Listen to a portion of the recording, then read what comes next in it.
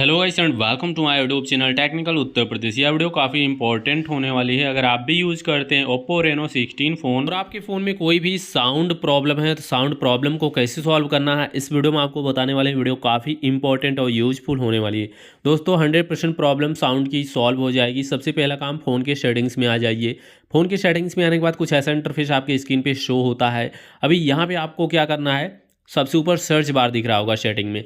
सबसे ऊपर search bar पे आप क्लिक करिए। सर्च बार पे क्लिक करने के बाद यहाँ पे आपको लिखना मोनो, यमओ या नो। मोनो लिख के सर्च करना है। मोनो ऑडियो नाम से ऊपर ऑप्शन मिल जाता है।